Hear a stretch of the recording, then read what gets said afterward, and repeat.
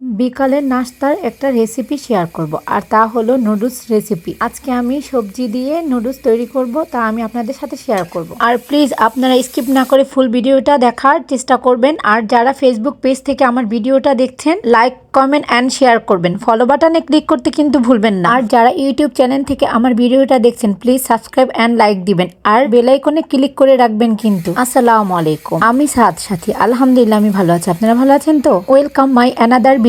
হলে চলুন শুরু করে দিই বিকালের নাস্তাটা তৈরি করা।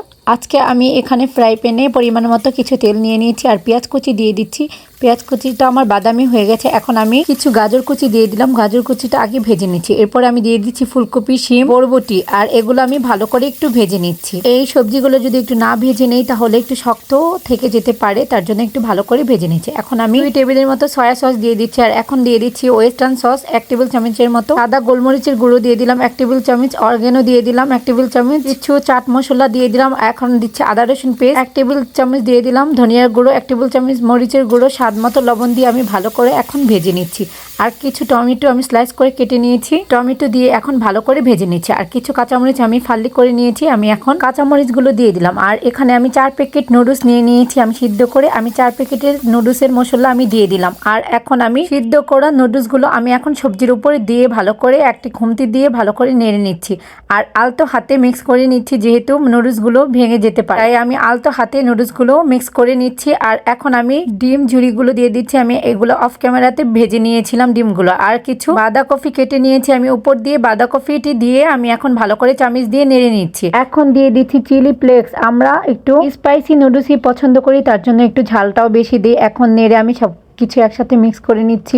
আর আমার ঘরের নুডলসটা খুবই পছন্দ করে আপনাদের ভাইয়া, আমার ছেলে। আর ফ্রেঞ্চ ফ্রাই আমার ছেলে অনেক দিন যাবতে আমাকে বলছে, আম্মু আমার তোমার হাতে মচমচে ফ্রেঞ্চ ফ্রাই খেতে ইচ্ছে করছে। আর আমি অলসতার জন্য আর তৈরি করি না। আর আজকে যেহেতু আপনার ভাইয়ার কথা মতো নুডলস রান্না করতে চলে গেলাম, তো ছেলের আবদার কেন পূর্ণ করব না? তো ছেলের আবদারটাও আমি পূর্ণ করে দেই, যেহেতু আলহামদুলিল্লাহ আল্লাহ পাক আমাকে ভালোই রেখেছে। আপনাদের ভাইয়ার পছন্দ মতো নুডলস তৈরি করলাম আর আমার ছেলের পছন্দ মতো ফ্রেঞ্চ ফ্রাই তৈরি করলাম।